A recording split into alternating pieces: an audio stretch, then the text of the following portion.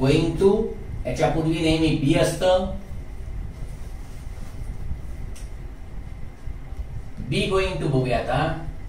B going to, तसंच बी plus 2 आणि बी plus about plus 2 हे अर्थातच प्रेपोजिशन म्हणून येतं, सहाय्यकारी क्रियापद म्हणून येत नाही. परीक्षेसाठी सगळ्यात महत्वाचं आहे ते हे आणि हे आहे. हे फार रेअरली येऊन गेलेलं आहे, म्हणजे 2011च्या पूर्वी येऊन गेलंय, त्याच्यानंतर येऊन गेलं नाहीये. अर्थात आपण त्याचाही नियम बघणार आहोत, तो भाग वेगळा आहे. बी गोइंग टू, याच्यामध्ये बी या क्रियापदाची रूपं वापरली जातात. याच्यामध्ये पण तेच आणि याच्यामध्ये पण तेच.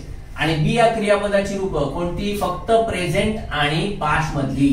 प्रेझेंट मध्ये अॅमिजार आणि पास्ट मध्ये वॉज किंवा वर, ही दोन रूपं वापरली जात असतात. आता बी गोइंग टू नंतर बी टू आणि बी अबाउट टू यांचा अर्थ काय होतो ते बघूया. Be going to, be to आणि बी अबाउट टू या सगळ्याला मॉडर्न इंग्लिशच्या ग्रामर मध्ये फ्युचर ऑफ इंटेन्शन असं म्हटलं जातं. इंटेन्शन म्हणजे हेतू.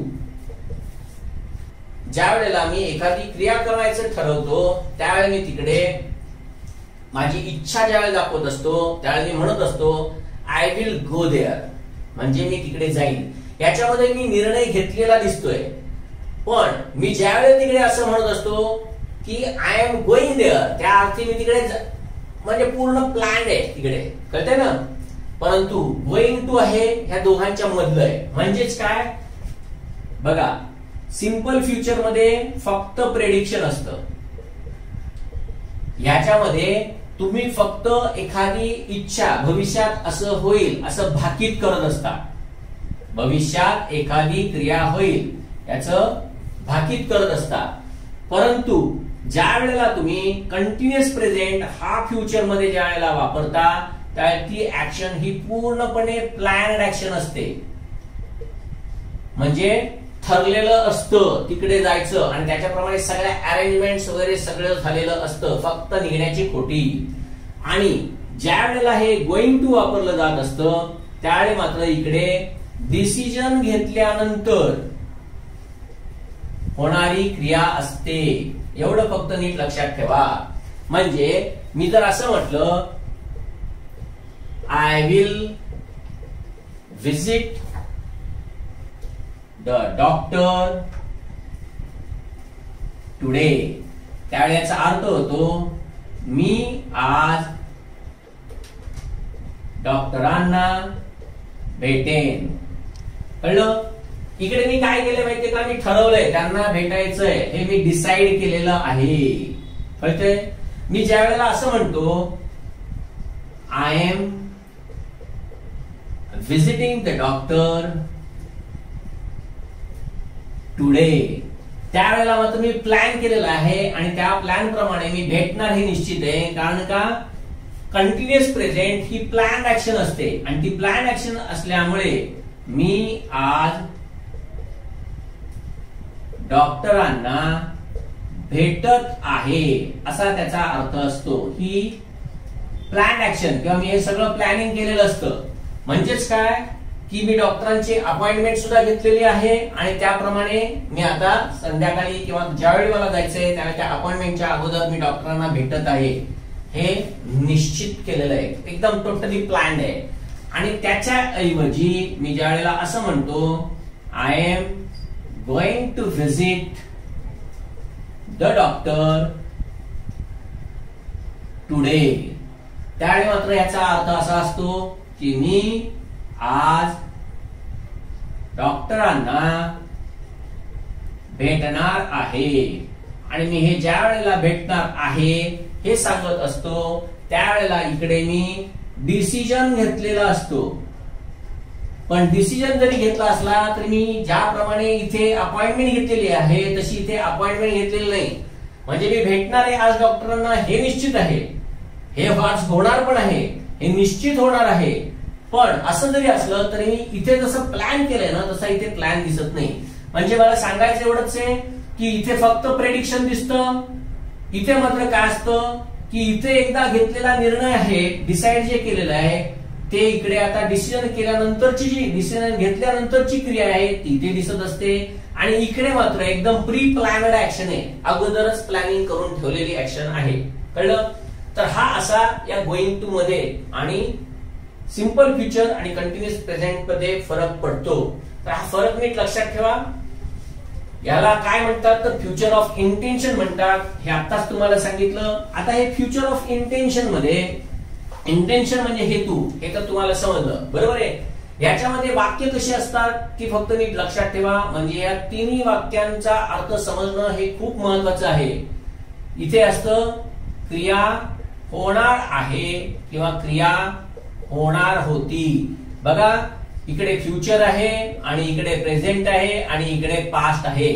त्यामुळे जुन्या इंग्लिश मध्ये याला फ्युचर इन प्रेझेंट किंवा फ्युचर इन पास्ट असं म्हटलं जायचं.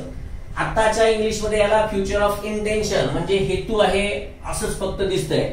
याच्या पुढे अजून क्रिया होणार असेल असं पण होतं, पण नवीन ग्रामर मध्ये या होणार असेल हे बाजूला ठेवलेलं आहे. पण क्रिया होणार आहे आणि क्रिया होणार होती हे निश्चित आहे.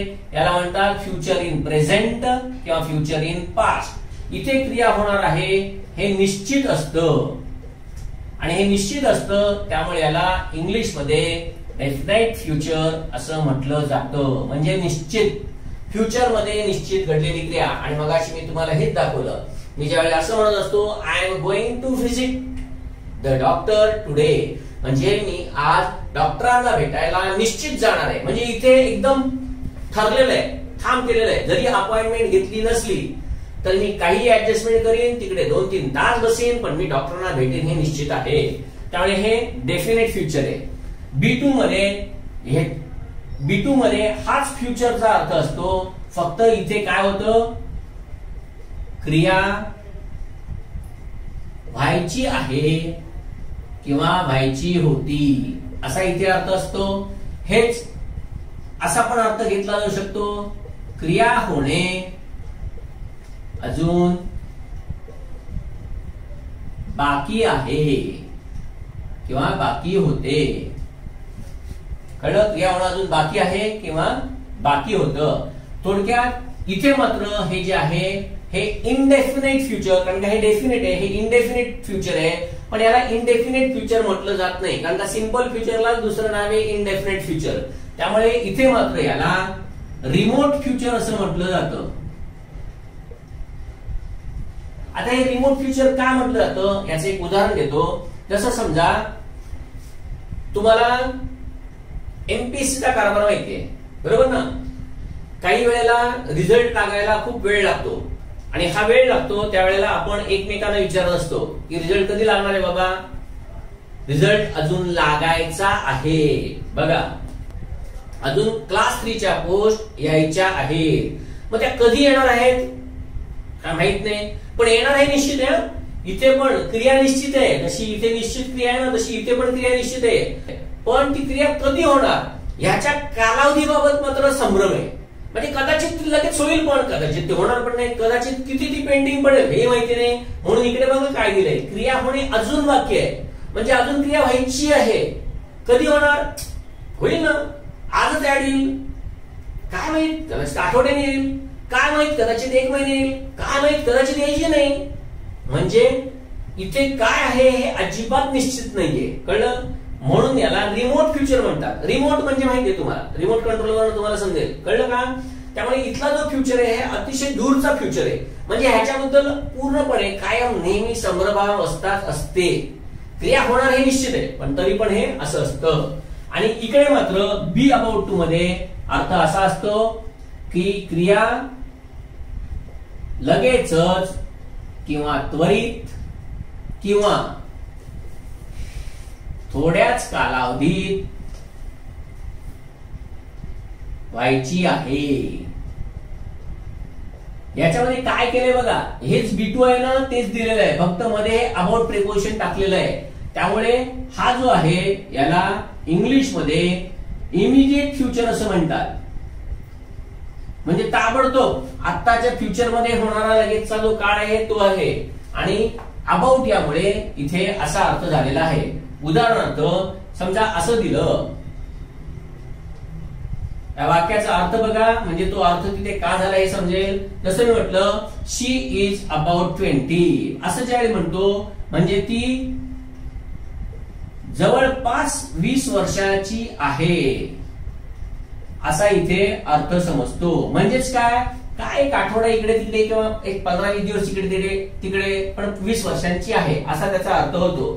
बघा मी समजा नुसतं असं म्हटलं इट इज अबाउट 1 PM, म्हणजे जवळजवळ 1 वाजलेले आहेत, म्हणजे काय 2-4 मिनिट इकडे तिकडे, म्हणून हे अबाउट वापरल्यानंतर इथे अर्थ थोड्याच कालावधीत क्रिया व्हायची आहे किंवा त्वरित व्हायची आहे, म्हणून त्याला इमिडिएट फ्युचर असं म्हणतात.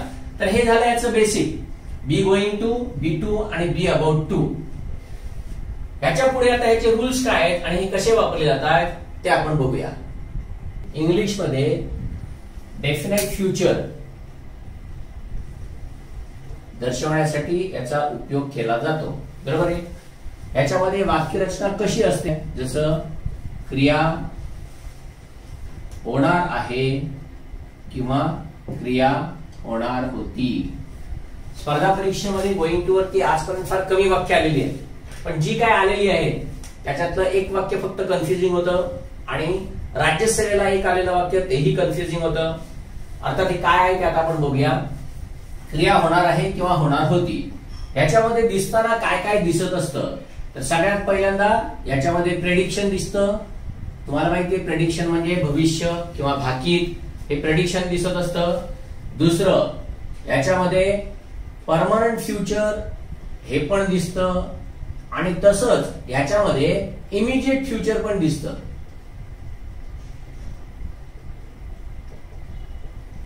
आता प्रेडिक्शन असेल तर प्रेडिक्शन मध्ये मी काय करेन बघा, it is going to be late, म्हणजे उशीर होणार आहे, कळतंय. म्हणजे इथे प्रेडिक्शन दाखवते मी, हेच मी म्हटलं it is going to rain now, म्हणजे पाऊस पडणार आहे, कळतंय. म्हणजे इथे क्रिया होणार हे निश्चित आहे आणि हे आपल्याला समजत असतं. बर, हे झालं प्रेडिक्शन मध्ये. जर मला परमनंट फ्युचर म्हणायचं असेल तर बघा मी काय म्हणतो, my bungalow is going to have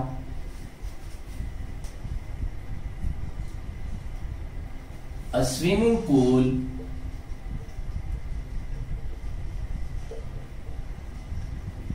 and a rose garden.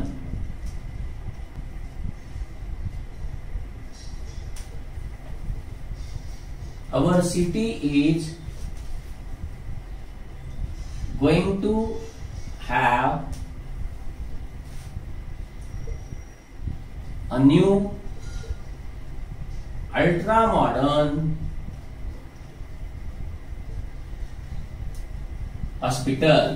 परत हे पण परमनंट राहणार आहे, म्हणजे इथे दिसताना तुम्हाला काय काय दिसतंय. परीक्षेमध्ये याच्यावरती आणि अशा प्रकारची वाक्य आलेली नाही, पण जर आली तर परीक्षेमध्ये काय केलं जाईल, तुम्हाला असं गोइंग टू च्या खाली अंडरलाईन केलं जाईल आणि त्याच्यामध्ये मग इथे तुम्हाला असं दिलं जाईल इनडेफिनाइट फ्युचर, परमनंट फ्युचर, म्हणजे या वेगवेगळ्या ज्या शक्यता आहेत त्या शक्यता इथे दिल्या जातील. इमिजिएट फ्युचर, प्रेडिक्शन, असे विविध प्रकार दिले जातील. म्हणजे कोणतं पण एखादं वाक्य देणार ते त्याच्या खाली अंडरलाईन करणार आणि ते अंडरलाईन करून मग तुम्हाला त्याच्यावरती असे पर्याय दिले जातील की त्याच्यामधला कुठला आहे ते ओळखा. अर्थातच हे सगळं ओळखणं अजिबात कठीण नाही, कारण का वाक्याचा अर्थ बघितला की आपल्याला हे लगेच समजायला लागतं. बर, आता इमिजिएट फ्युचर काय आहे ते बघा. जसं शी is going to have a baby next month, म्हणजे तिला मूल होणार आहे. म्हणजे थोडक्यात सांगायचं काय, हे इमिजिएट फ्युचर आहे, कळतंय. इमिजिएट फ्युचर तुम्हाला दिसतंय. हेच समजा असं म्हटलं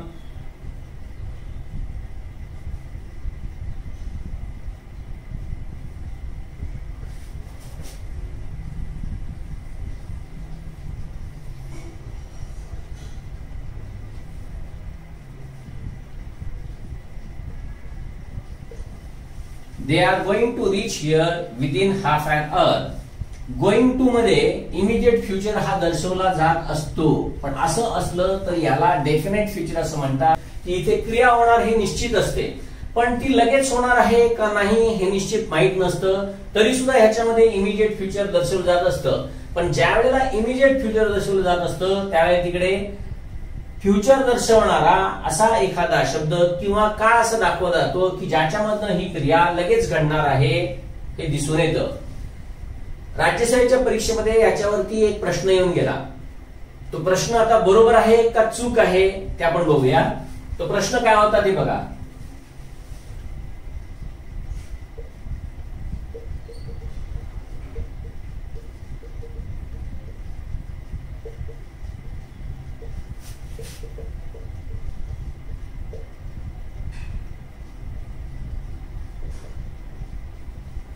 आणि परीक्षेमध्ये काय केलं, या गोइंग टू च्या खाली अंडरलाईन केलं गेलं आणि इकडे विचारलं definite future, remote future, immediate future, possible future असे प्रश्न विचारले, म्हणजे असे पर्याय दिले गेले. आता बघा ह्याच्यामध्ये डेफिनेट फ्युचर आहे हे तर निश्चित आहे, त्यामुळे इकडे डेफिनेट फ्युचर हे उत्तर आलं पाहिजे होतं, परंतु आयोगाने म्हणजे पेपर सेटरनी याचं उत्तर इमिजिएट फ्युचर दिलं. ऍक्च्युअली इमिजिएट फ्युचरचं उत्तर हे इथे कधी बरोबर येतं, ज्या वेळेला इथे काळ दर्शवलेला असतो की बाबा ही क्रिया इमिजिएट होणार आहे, त्याच वेळेला ऍक्च्युअली इथे इमिजिएट फ्युचर हा दिसत असतो. तरी पण आता ठीक आहे म्हणता येईल आता की बाबा नाही आम्ही आता होणारी जी मीटिंग आहे त्याच्यामध्ये डिस्कस करणार आहे, पण ऍक्च्युअली बी गोइंग टू हे डेफिनेट फ्युचर साठी जास्त वापरलं जात असतं. ह्याच्यामध्ये जर इमिजिएट फ्युचर जर दाखवायचा असेल तर मात्र इकडे issues in a meeting this evening किंवा धिस वीक असं जर दाखवलं असतं तर हा इमिजिएट फ्युचर झाला असता. तरी पण आयोगाने याला बरोबर दिलं. असू दे, हे घेतलं तरी पण चालेल, पण ऍक्च्युअली हे उत्तर हे असायला पाहिजे होतं. असो, तर हे झालं गोइंग टू चं वाक्य. गोइंग टू वरती अजून काही उदाहरण येऊन गेलं फार पूर्वीच्या परीक्षेमध्ये. ते काय होतं ते बघा. त्याच्यामध्ये फक्त असं वाक्य दिलं,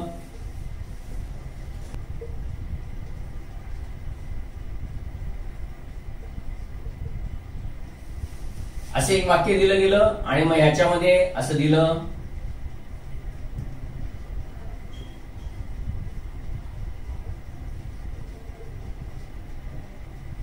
असे वेगवेगळे पर्याय दिले गेले.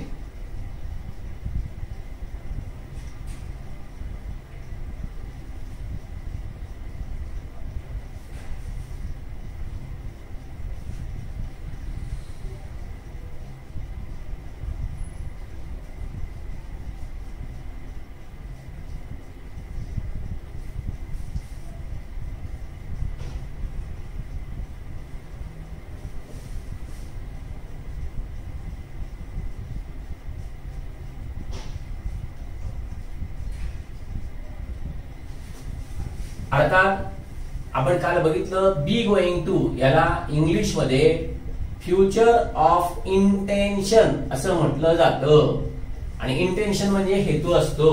मग इकडे ही वॉन्टेड टू टॉक म्हणजेच हा हेतू होता, त्याचा यावर बोलण्याचा हेतू होता, म्हणजे त्याला या विषयावरती बोलायचं होतं. मग असं साधर्म्य असलेलं वाक्य आहे ते फक्त इथे दिसतंय बघा, he was going to talk on this, त्यामुळे अर्थातच उत्तर हे आहे. बर, तर अशा प्रकारे विचारलं गेलंय. अजून ह्याच्यावरती प्रश्न काय येऊन गेला तो बघा. एक असं वाक्य येऊन गेलं बघा, 4 वाक्य अशी दिली गेली.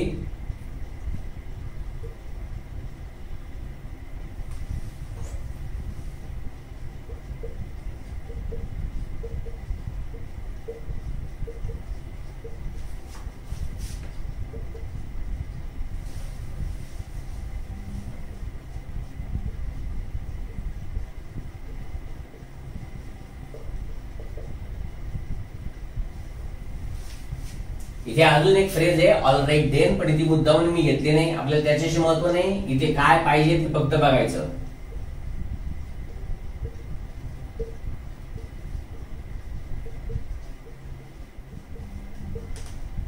बाकी पुढचं सगळं तसंच.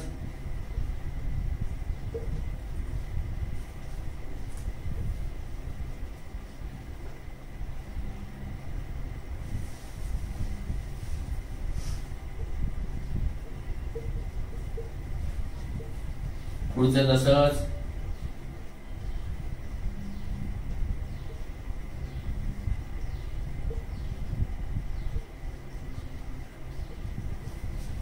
सांगायचं काय बघा, याचा अर्थ तर लगेच समजतो की मी हे लेटर तुझ्याकडे देतो, तो हे नंतर तुझ्याकडून घेईन. इकडे मी तुझ्याकडे हे लेटर देणार आहे, तो हे नंतर तुझ्याकडून घेईन. मी हे तुला लेटर देतो, नंतर हे तुझ्याकडून तो घेईल आणि मला हे लेटर द्यायचं होतं. सांगायचं काय, ज्या वेळेला असे दिसतात बघा, फ्युचर पण दिसतोय आणि हा पण दिसतोय, ऍक्च्युली दोन्हीचा अर्थ एकच आहे, पण केवळ परीक्षकांनी 4 वाक्य दिले आणि विचारलं फक्त की ह्याच्यामधलं करेक्ट सेंटेन्स कुठलं, एवढंच विचारलं. त्यामुळे आपल्याला हा जो इंटेन्शन आहे, जे आता मी सांगितलं की विल मध्ये फक्त प्रेडिक्शन असतं, म्हणजे ही क्रिया होईल. इथे मात्र इंटेन्शन दिसतंय लेटर देण्याच्या मागचा. कारण का की मी जिथे गेलोय त्या ऑफिसमध्ये मला तो दिसत नाही, त्यावेळी मी त्या समोरच्या व्यक्तीला म्हणतोय की मी हे देणार आहे, ते तुम्ही त्याला द्या. कळतंय? त्यामुळे इथे फक्त हे वाक्य बरोबर आलं, 2 नंबरचा पर्याय. ह्याच्या व्यतिरिक्त अजून परीक्षेत न आलेलं पण येऊ शकेल असे काय आहे ते बघा.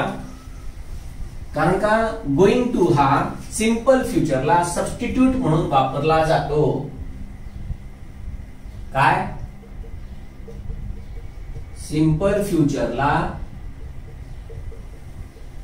सबस्टिट्यूट म्हणजे सांगायचं काय, उद्या समजा असं कुठलं पण एक वाक्य दिलं, जसं they will finish their homework in an hour, असं एक वाक्य दिलं आणि ह्याच्यामध्ये जर तुम्हाला उद्या 4 पर्याय दिले, जसं they would finish their homework in an hour, they are going to finish their homework in an hour, they will have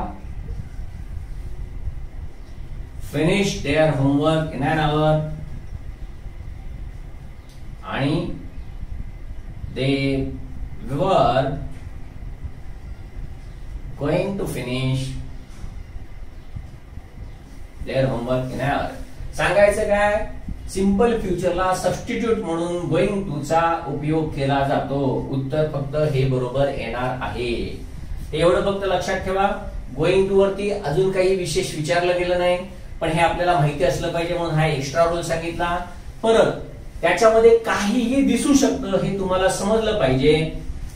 आता उद्या समजा तुम्हाला असं वाक्य दिलं बघा,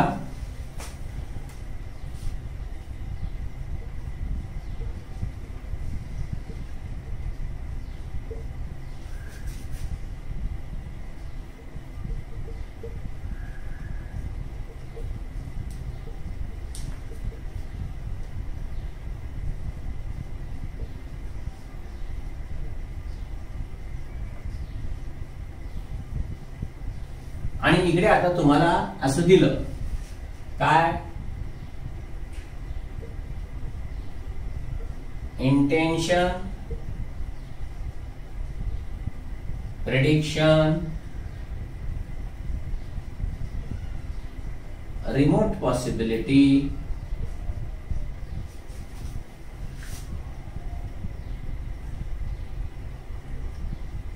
आणि डेफिनेट फ्युचर. बघा मुद्दा म्हणून एक कन्फ्युजिंग वाक्य दिलंय आणि तुम्हाला याच्या खाली अंडरलाईन केली किंवा असं सांगितलं, which of the following correctly suits or fits for the given sentence. कळते? म्हणजे याच्यासाठी या 4 याच्यामधलं काय बरोबर तुम्हाला वाटतंय बघा. आता इंटेन्शन म्हणजे हेतू, प्रेडिक्शन म्हणजे भाकीत, रिमोट पॉसिबिलिटी म्हणजे फार दूरची शक्यता, आणि डेफिनेट फ्युचर म्हणजे हे नक्की होणार आहे. मग आता ह्याच्यामधलं नेमकं काय घ्यायचं, तर तुम्हाला फक्त हे समजलं पाहिजे की ज्या वेळेला दिवाळी वेकेशन मध्ये ते भेटणार आहेत, म्हणजे त्यांचं इंटेन्शन आहे की काश्मीरला भेट द्यायची. कळतंय? म्हणून तिकडे इंटेन्शन पण येईल. हेच मी म्हटलं बघा, इंटेन्शन मध्ये अजून सांगता येईल. मी जर असं म्हटलं, I am going to start the next batch very soon. बघा इंटेन्शन दिसतंय माझं, मी नवीन बॅच चालू करणार आहे. म्हणजे मला सांगायचं एवढंच आहे की वाक्याच्या अर्थावरून तुम्हाला त्याच्यामध्ये नेमकं काय सांगितलेलं आहे हे समजलं पाहिजे. तर हे झाले गोइंग टू चे रूल. आता या गोइंग टू बरोबर परत गोइंग टू हे फ्युचर मध्ये असतं, हे कायम लक्षात ठेवा.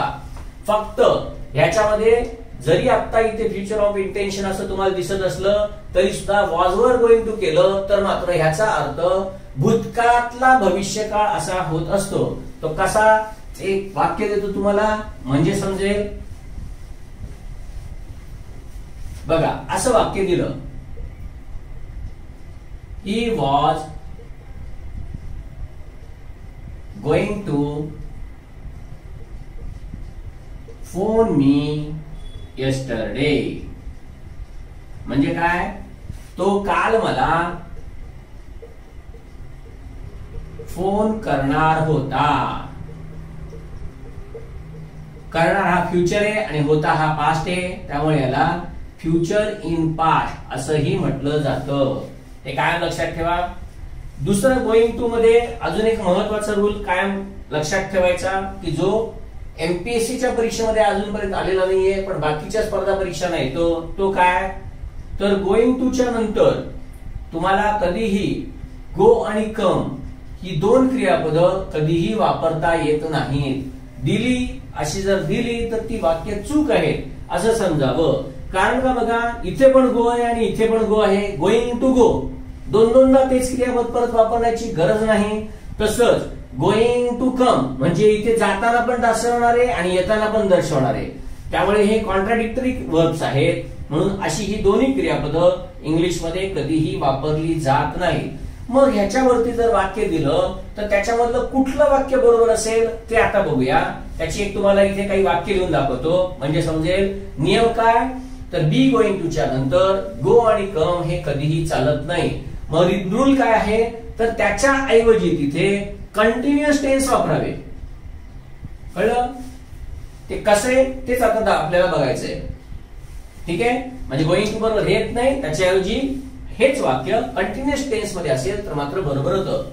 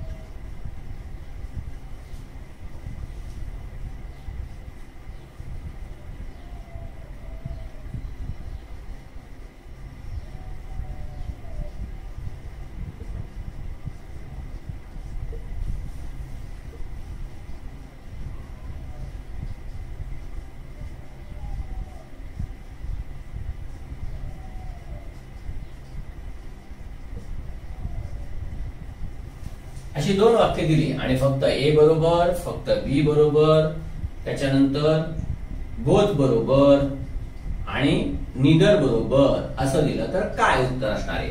तर आता सांगितल्याप्रमाणे हे वाक्य चूक आहे कारण का इथे गोइंग टू च्या नंतर तुम्हाला कम दिसतंय. मग ह्याच्याऐवजी तुम्हाला वाक्य कुठलं बरोबर असलं पाहिजे, तर इकडे फक्त I am coming with you असं वाक्य केलं तरच ते बरोबर येणार आहे, हे समजलं पाहिजे.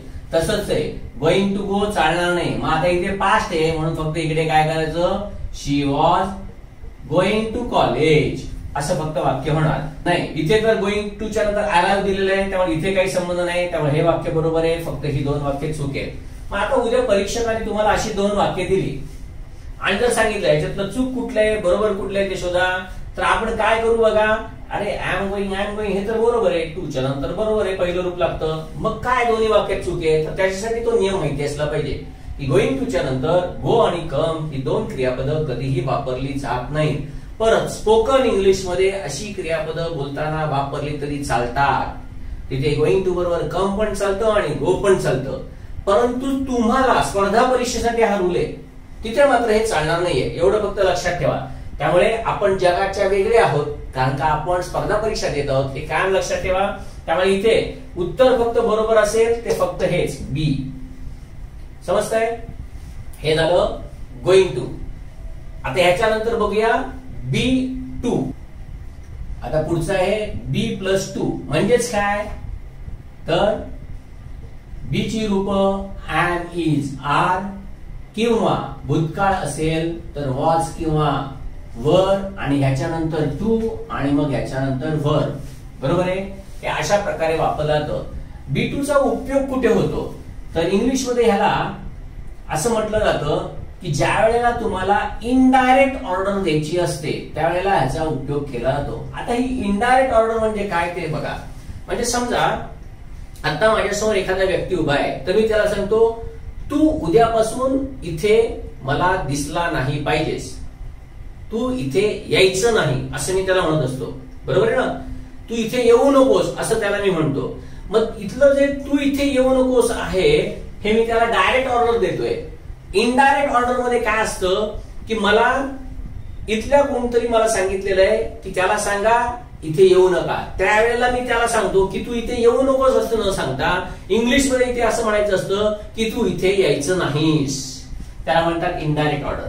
म्हणजे समजा एखाद्या कंपनीमध्ये एक मॅनेजर आहे, तो मॅनेजर बेल वाजवतो आणि पिऊनला बोलवतो. तो पिऊन आतमध्ये आल्यानंतर त्याला सांगतो जोशींना सांग ताबडतोब मला फोन कर. कळतंय? तो काय म्हणतो, जोशींना सांग मला ताबडतोब फोन कर. मग हा पिऊन जे आहे तो ज्या वेळेला त्या जोशींकडे जाईल त्यावेळेला जोशींना काय सांगेल, तुम्हाला साहेबांना ताबडतोब फोन करायचा आहे. म्हणजे तो ही ऑर्डर त्यांना सांगणार नाहीये. मॅनेजरनी जे सांगितलं जोशी फोन कर असं नाही सांगणार. तो काय सांगेल, तिकडे जाऊन जोशींना सांगेल की तुम्ही साहेबांना फोन करायचा आहे. ते जे आहे त्याला म्हणतात इनडायरेक्ट ऑर्डर. म्हणजे ही प्रत्यक्ष न दिली जाता अप्रत्यक्षपणे ऑर्डर दिली जात असते. अर्थात याच्यामध्ये परत प्रत्यक्ष ऑर्डर पण देता येऊ शकते, पण त्याला इंग्लिश मध्ये मात्र इनडायरेक्ट ऑर्डर असंच म्हणतात. जसं समजा मी असं म्हटलं, you are not to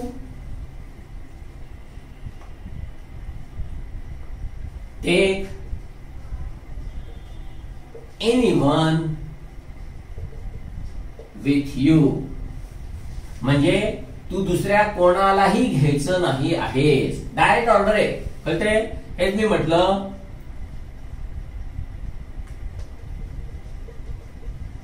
the children are to send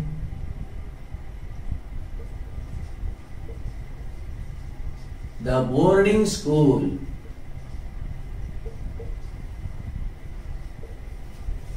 कळतंय?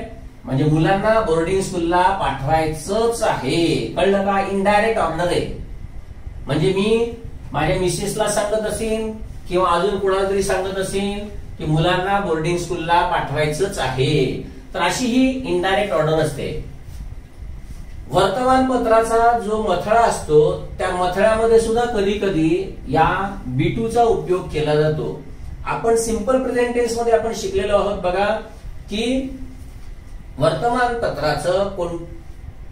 वर्तमानपत्राची कोणतीही हेडलाईन ही फक्त प्रेझेंट टेन्स मध्ये असते. आणि हा इथे प्रेझेंट टेन्स आहे बघा, हा प्रेझेंट टेन्स आहे, हा प्रेझेंट टेन्स आहे. कळतंय? त्यामुळे वर्तमानपत्रामध्ये सुद्धा असं येऊ शकतं. जसं बघा, come to visit India next month. बघा काय केलं, ट्रम्प टू व्हिजिट इंडिया. वाक्य दिसताना आपल्याला वाटतं की हे वाक्य चुकीचं आहे, परंतु इथे ते इज आहे, फक्त ते वापरलेलं नाही. का तर ही न्यूजपेपरची हेडलाईन आहे आणि न्यूजपेपरच्या हेडलाईन्स मध्ये तुम्हाला सिंपल प्रेझेंट मध्ये मी सांगितलेलं आहे की तिथे कधीही एम, इज, आर हे वापरलं जात नसतं. जसं याही रूल मध्ये वापरलेलं नाही, तसंच तुम्हाला तिथे सांगितलं की ज्या वेळेला वर्तमानपत्राचा मथळा असतो किंवा न्यूजपेपर हेडलाईन असते, ही ज्या वेळेला पॅसिव्ह मध्ये असते त्यावेळेला पॅसिव्ह मध्ये सुद्धा अॅमिजार वापरलं जात नाही. तर असे हे B2 चे सगळ्यात महत्वाचे उपयोग आहेत. B2 वरती अजूनपर्यंत स्पर्धा परीक्षेमध्ये फक्त एकच प्रश्न येऊन गेलेला आहे, तो पण एका PSIच्या पेपरमध्ये.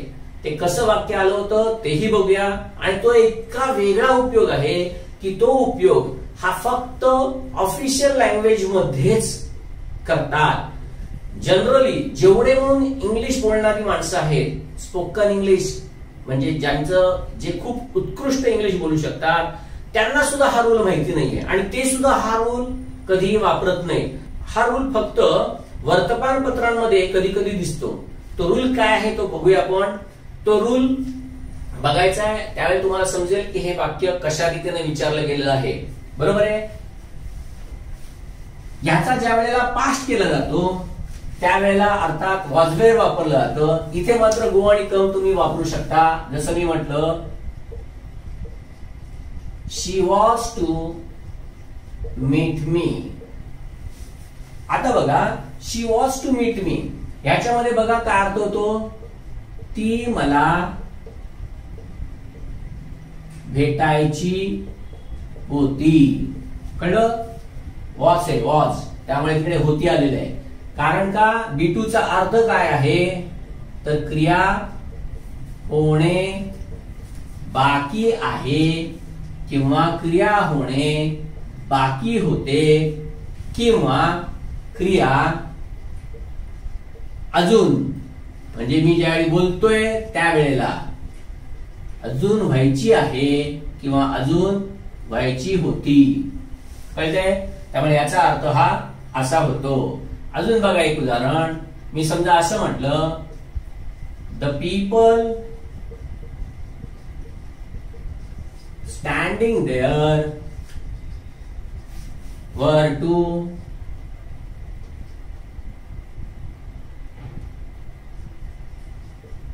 protest against the state government. म्हणजे तिथे उभे असणारी लोक राज्य सरकार विरुद्ध निदर्शन करणार होते किंवा निदर्शन करायचे होते. म्हणजे मी ज्या वेळेला हे सांगत होतो त्यावेळेचा हा भाग आहे. कळतंय. म्हणजे हे करायचे होते असा हा पास्ट मध्ये पण केला जातो. हे फक्त का समजून घ्या, हे खूप महत्वाचं आहे, एवढं लक्षात ठेवा. तुम्हाला इथे हे समजलं पाहिजे की जसं आता सांगितलं मी तुम्हाला, गोइंग टू हा फ्युचर असतो, तसाच B2 मध्ये सुद्धा फ्युचर असतो. हा फ्युचर आहे ना, हा नीट लक्षात ठेवा. म्हणून याला नाव पण काय दिलंय बघा, रिमोट फ्युचर असं नाव दिलेलं आहे. यापूर्वीच्या लेक्चर मध्ये पण मी तुम्हाला सांगितलेलं आहे की B2 मधून रिमोट फ्युचर दर्शवला जात असतो. उदाहरणार्थ, परीक्षेचा रिझल्ट अजून लागायचा आहे. बघा मी काय म्हणतोय, रिझल्ट अजून लागायचा आहे. 10वीचा रिझल्ट अजून लागायचा आहे. लागणार हे निश्चित आहे, पण रिमोट फ्युचर मध्ये तो कधी लागणार किंवा कधी क्रिया होणार याचा जो कालावधी असतो ना, तो पूर्णपणे अनिश्चित असतो. MPSCच्या बाबतीत आपल्याला असं उदाहरण घेता येईल की अजून रिझल्ट लागायचा आहे. लागणार हे निश्चित आहे, पण कधी लागणार आहे माहित नाही, पण लागणार हे मात्र निश्चित आहे. तो अजून लागायचा आहे म्हणजे आज पण लागेल, कदाचित रात्री पण लागेल, कदाचित 1 महिना पण लागेल, कदाचित 15 दिवस पण लागतील. म्हणजे कधी क्रिया होणार आहे ना हे माहित नसतं, ते अनिश्चित असतं. म्हणून याला रिमोट फ्युचर म्हटलं जातो. आता ह्याचा नियम का सगळ्यात महत्वाचा लक्षात ठेवा. आणि इथे तुम्हाला काय समजलं पाहिजे की हा पण फ्युचर आहे. जरी भूतकाळ असला तरी हा फ्युचर आहे. हे का सांगतो ते लक्षात ठेवा. कारण का स्पर्धा परीक्षेमध्ये एमपीएससी मध्ये ना एक इनडायरेक्ट स्पीच वरती एक प्रश्न पडून गेला. आतापर्यंतच्या सर्व मुलांची जी इनडायरेक्ट स्पीचची जी समजूत होती त्या सगळ्या समजुतीला या प्रश्नाच्या उत्तराने धक्का लावला. किंबहुना हा प्रश्न कॅन्सल होईल असंही प्रेडिक्शन अनेकांनी दिलं, असंही भाकीत अनेकांनी केलं. मला त्याच्याबद्दल सांगायचं नाही की जर नियम आपल्याला जर समजले तर ते का तसे होतात हेही तुम्हाला समजेल. तिथे असं एक वाक्य येऊन गेलं,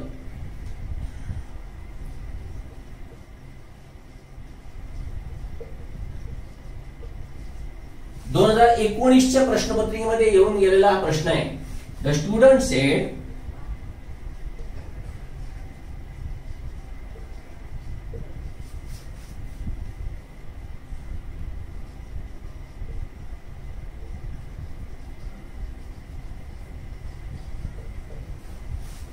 बघा, डायरेक्ट स्पीचचं वाक्य दिलं आणि इनडायरेक्ट स्पीच करायला सांगितलं. आपल्या रेग्युलर आपल्याला माहित असलेल्या नियमाप्रमाणे आपण हे वाक्य असं करू.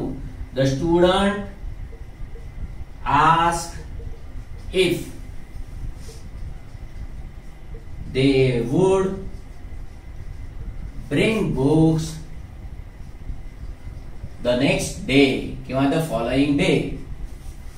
मित्रांनो, मजा सांगतो, कोणत्याही महाराष्ट्रातल्या नाही भारतातल्या कोणत्याही इंग्रजी ग्रामरच्या पुस्तकामध्ये आता मी जो रूल सांगणार आहे तुम्हाला त्याचा उल्लेख पण नाहीये. आणि माझ्या पुस्तकामध्ये मी तो नियम मुद्दामून दिलेला आहे. आता तो काय आहे तो बघा. आता इकडे बघा, तुम्हाला हे समजतंय ना, shall we bring books tomorrow.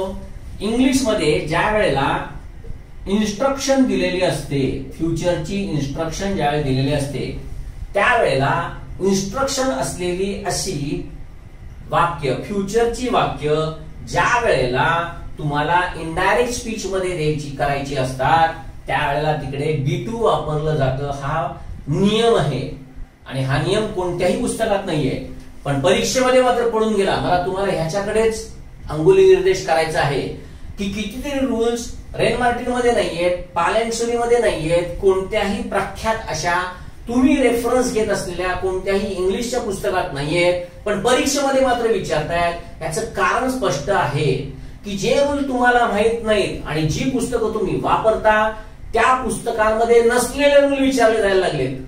आणि त्या पुस्तकांमधले नसलेले रूल की जे परीक्षेसाठी आवश्यक आहेत आणि जगात सगळीकडे वापरले जातात असे रूल्स मात्र मी माझ्या पुस्तकात दिलेले आहेत.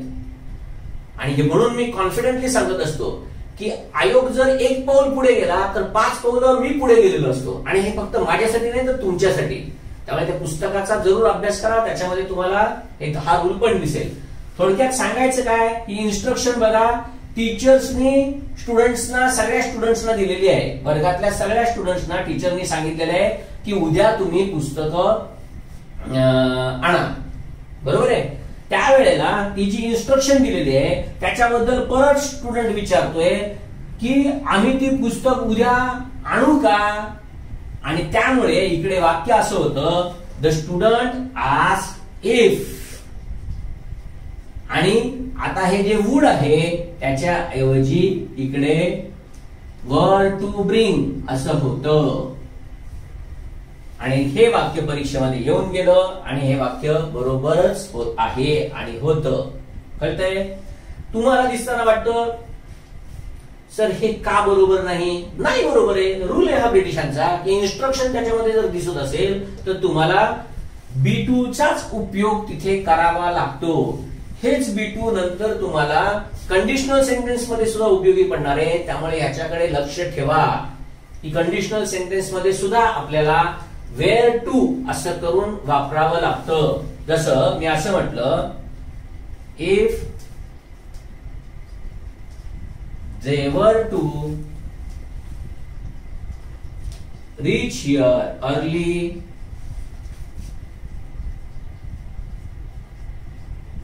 they would hire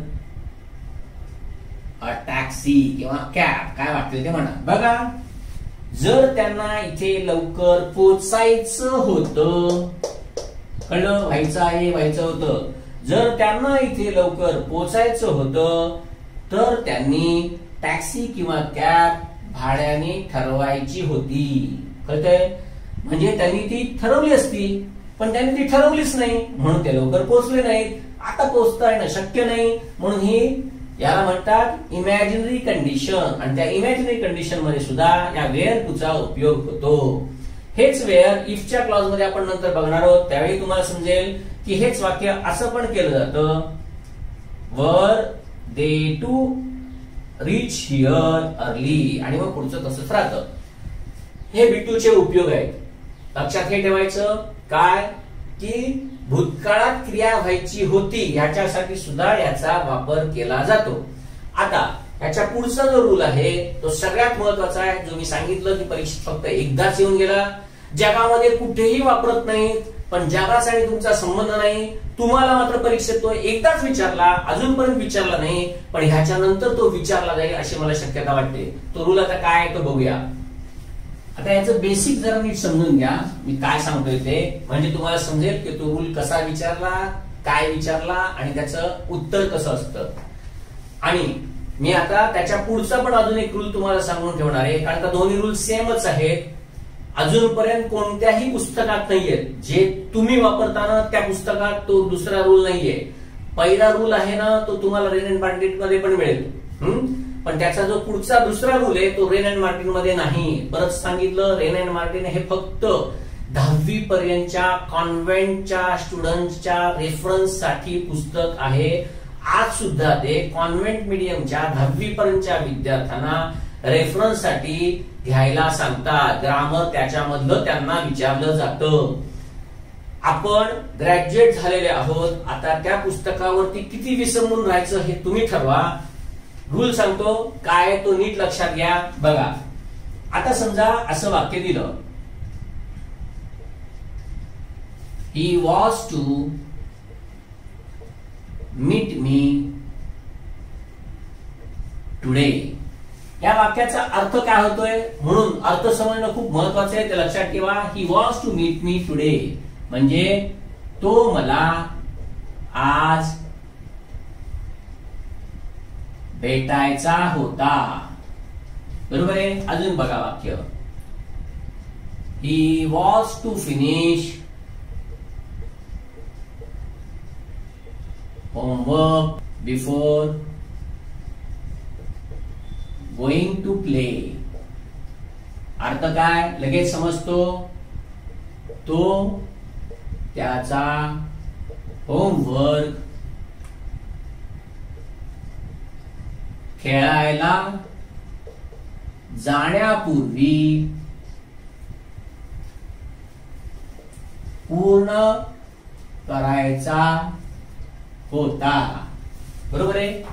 आता मला सांगा तुम्ही, ज्या वेळेला हे वाक्य तुम्हाला दिसतंय, तो मला आज भेटायचा होता किंवा तो त्याचा होमवर्क पूर्ण करायचा होता, याच्यामध्ये तुम्हाला असं वाटतं का की त्याने तो पूर्ण केला आहे किंवा नाही आहे, असं काही दिसतंय का? बघा ह्याच्यामध्ये, तर तुम्हाला ह्याच्यामध्ये समजेल की मराठी जर आपण वाक्याचा अर्थ जर समजून घेतला तर इथे असं वाटतं की ही क्रिया झालेली नाही. बरोबर आहे. तर इथे मात्र असं समजून घ्यायचं की ज्या अर्थी वॉज टू वापरलेला आहे त्या अर्थी इथे ती क्रिया पूर्ण भूतकाळात झालेली आहे. म्हणजे तो मला आज भेटायचा होता आणि तो मला भेटला, असा याचा अर्थ घ्यायचा असतो. इंग्लिश मध्ये हा अर्थ आहे याचा, की मी ज्यावेळी असं म्हणत होतो he was to meet me today म्हणजे तो आज मला भेटायचा होता म्हणून तो मला आलेला भेटायला, असं मी म्हणतोय इथे, असा याचा अर्थ आहे. कळलं? तसं पुढे he was to finish homework before going today, इथे पण असंच आहे, पूर्ण करायचा होता आणि त्यांनी त्याचा तो गृहपाठ पूर्ण पण केला.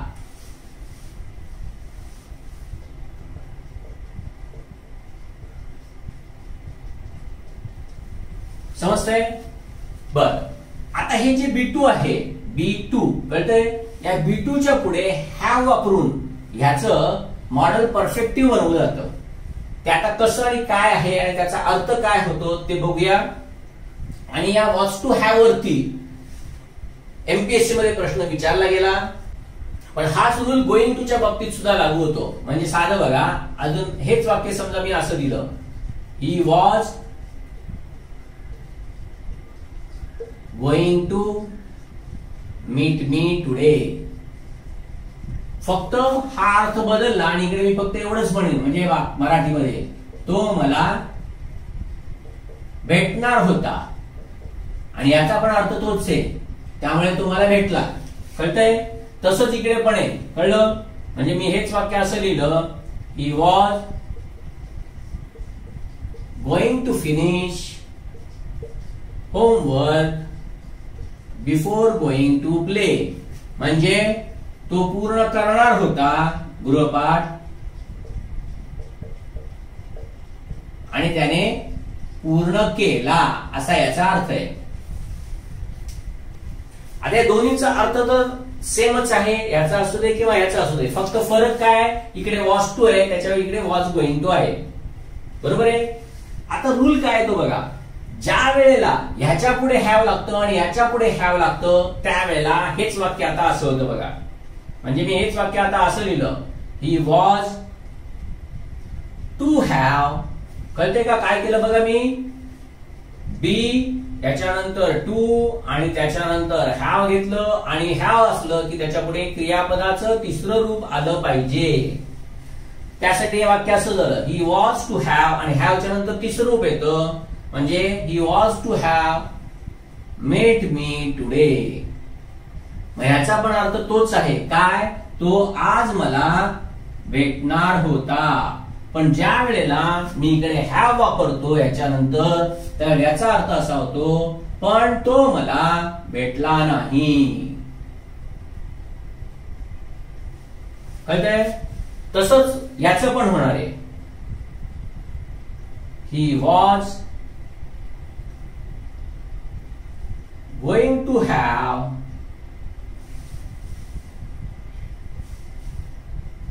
He was going to have met me today. इथे पण अर्थ तोच. कळतंय? तो मला भेटणार होता, पण तो मला भेटला नाही. कळतंय? म्हणजे सांगायचं एवढंच आहे, ज्या वेळेला तुम्हाला हॅव आणि क्रियापदाचं तिसरं रूप हे ज्या वेळेला बी टू च्या पुढे किंवा गोइंग टू च्या पुढे दिसतं, त्यावेळेला असं समजून चालायचं की हा अर्थ इथे बदललेला आहे. इकडे क्रिया पूर्ण झालेली असते, पण इकडे मात्र ती क्रिया कधीही पूर्ण झालेली नसते. आणि ह्याच्यावरती प्रश्नपत्रिकेमध्ये प्रश्न येऊन गेला. तिथे परीक्षेमध्ये काय केलं असं इथे दिलं.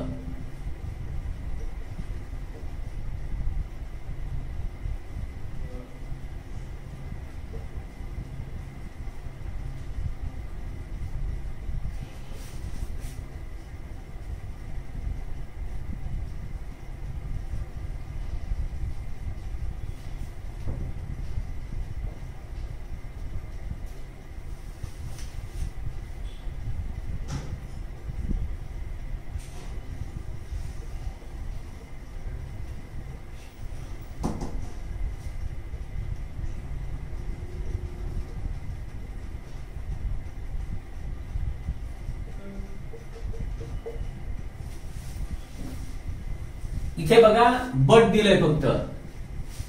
एवढं याच्यावरून ओळखायचंय की याच्यामध्ये कुठला पर्याय बरोबर आहे. म्हणजे बघा, आय एम टू लिव्ह घ्यायचं का वॉज टू लिव्ह घ्यायचं का वॉज गोइंग टू लिव्ह घ्यायचं का was going to have left घ्यायचं. अर्थातच मी मुंबईला निघणार होतो पण मी आजारी पडलो. मग आजारी पडलो पण आजारी पडलो म्हणजे मी पुढे गेलो नाही असायचा अर्थ आहे. त्यामुळे इकडे हेच आलं पाहिजे. मग हेच याच्याऐवजी मला तुम्हाला सांगायचंय की तिकडे हे तिकडे फक्त हे दिलं नव्हतं, याच्याऐवजी फक्त हे दिलं होतं, he was to have left. काही का असेल ना, उत्तर फक्त हॅव असलेलंच येणार. एवढं नीट लक्षात ठेवा म्हणजे तुम्हाला हा रूल समजेल. कळलं? हा परीक्षेमध्ये एकदाच येऊन गेलेला प्रश्न, म्हणजे 1984 पासून ते आस्था गायकच्या लेटेस्ट परीक्षांमध्ये एकदाच येऊन गेलेला हा प्रश्न.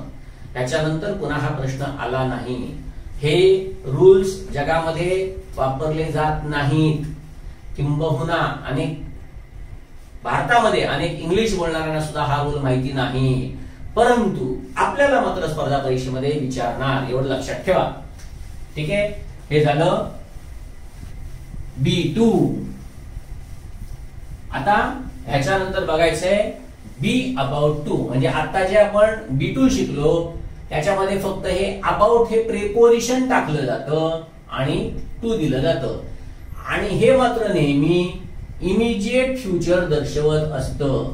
याच्यावरती फार पूर्वी परीक्षेमध्ये वाक्य येऊन गेली, त्याच्यानंतर आली नाहीत. अबाउटचा अर्थ काय हा तुम्हाला माहितीये. जसं बघा, मी नुसतं असं म्हटलं शी इज अबाउट 70. याचा अर्थ काय होतो, ती जवळपास किंवा जवळजवळ 70 वर्षाची आहे. कारण का याचा अबाउटचा अर्थच हा आहे की जवळपास 70 वर्षाची आहे. याच्यामधनं अबाउट मधलं तुम्हाला ते दिसत असतं. समजा मी असं म्हटलं इट इज अबाउट 12, म्हणजे जवळजवळ 12 वाजले आहेत. जवळजवळ किंवा जवळपास किंवा 12च्या जवळपास काटा आहे. जवळजवळ 12 वाजले आहेत. म्हणजे याच्यामधनं मला दाखवायचं काय असतं, अबाउट ज्या वेळेला वापरत असतो त्यावेळेला 12 वाजण्याचे एक 4-5 मिनिट आधी किंवा 4-5 मिनिट 12 वाजायला बाकी असतील किंवा 4-5 मिनिट होऊन गेलेले असतील, असा याचा अर्थ आहे. आणि हा जो अबाउटचा अर्थ आहे तोच इथे दिसतो, त्यामुळे याला इमिजिएट फ्युचर असं म्हणतात. म्हणजे समजा असं वाक्य उद्या तुम्हाला परीक्षेमध्ये आलं, दे आर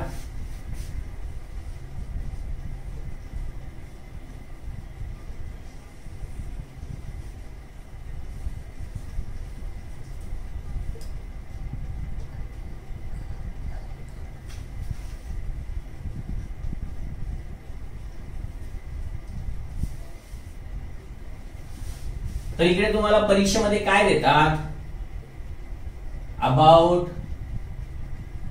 अराउंड, ओव्हर,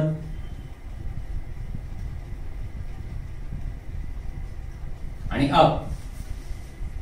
सांगायचं काय, आणि असे 4 पर्याय दिल्यानंतर इकडे सांगतात fill in the blank with correct preposition. म्हणजे प्रेपोजिशन करेक्ट वापरा. लक्षात फक्त एवढंच ठेवायचं, कळलं का. आरच्या नंतर टू असेल तर तिकडे फक्त हेच लागतं. जे आरच्या बाबतीत आहे तेच वेळच्या बाबतीत पण आहे, हे लक्षात ठेवा. नाहीतर फक्त आर धरून बसायचा. भूतकाळ असेल म्हणजे बीच्या नंतर ज्या वेळेला टू असतं त्याच्यामध्ये फक्त हे एकमेवच प्रेपोजिशन येतं. खरं म्हटलं तर या दोघांचा अर्थ सेम आहे. म्हणजे इकडे शी इज अराउंड घेतलं ना तरी पण चालतं, किंवा इकडे इट इज अराउंड म्हटलं ना तरी पण चालतं. परंतु ग्रामरच्या या वाक्यामध्ये मात्र इथे अबाउटच असतं. ते अबाउट वापरून इमिजिएट फ्युचर दर्शवला जात असतो. हे एकमेव येऊन गेलेलं स्पर्धा परीक्षेतलं अशा प्रकारचं प्रेपोजिशन वरचं वाक्य. ह्याच्या व्यतिरिक्त अजून प्रश्नपत्रिकेमध्ये एकदाच फक्त वाक्य येऊन गेले. परत हे सगळं तुम्हाला 2011च्या पूर्वीच्या पेपरमध्ये दिसणार आहे की जे पेपर वाचण्याची अजिबात गरज नाही.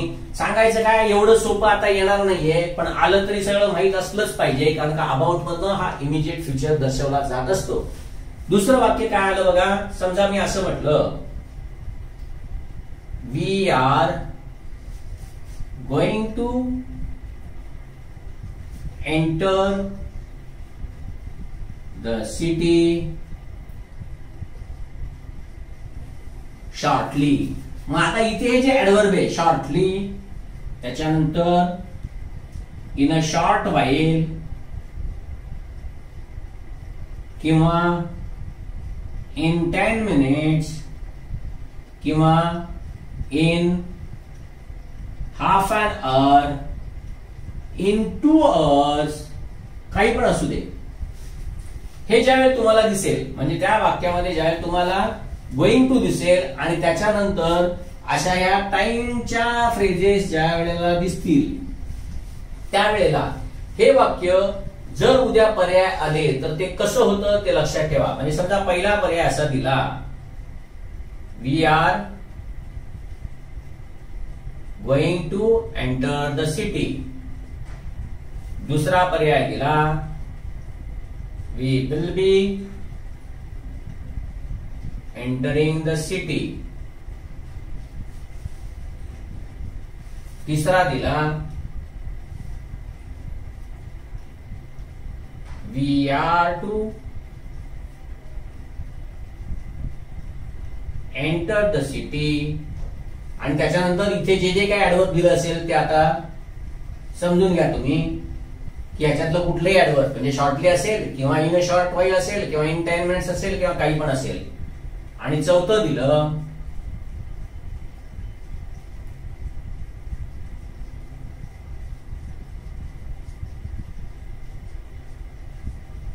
अशी जर 4 वाक्य जर तुम्हाला दिले असतील तर तुम्हाला हे समजलं पाहिजे ज्या वेळेला आर गोइंग टू नंतर किंवा वेअर गोइंग टू नंतर किंवा वेअर गोइंग टू नंतर ज्या वेळेला अशा टाइम फ्रेजेस दिसतात तर तिथे नेहमी अबाउट टूचंच वाक्य बरोबर द्यायचं असतं. हे कायम लक्षात ठेवा. पण उद्या समजा तुम्हाला अबाउट टू ची 2 वाक्य दिली म्हणजे हे तर दिलंच आहे, याच्याबरोबर समजा आता इथे अजून एक वाक्य दिलं आणि ते वाक्य असं दिलं, we are about to enter the city shortly. आता मात्र ते तुमचं कन्फ्युजन करतील की आता हे बरोबर आहे का हे बरोबर आहे. तर मित्रांनो हेच लक्षात ठेवायचं आहे, अबाउट ज्या वेळेला तुम्ही वापरता त्यावेळेला इथे हे घेण्याची आवश्यकता नसते. कारण का अबाउट हे मुळातच आपण त्याच्यासाठी वापरतो का, इमिजिएट फ्युचर दर्शवण्यासाठी. आणि फक्त एवढं लक्षात ठेवायचं की अबाउट मध्ये या टाइम फ्रेजेस वापरण्याची गरज नसते स्पर्धा परीक्षेसाठी. हे काय लक्षात ठेवायचं. तर हे झालं अबाउट टू.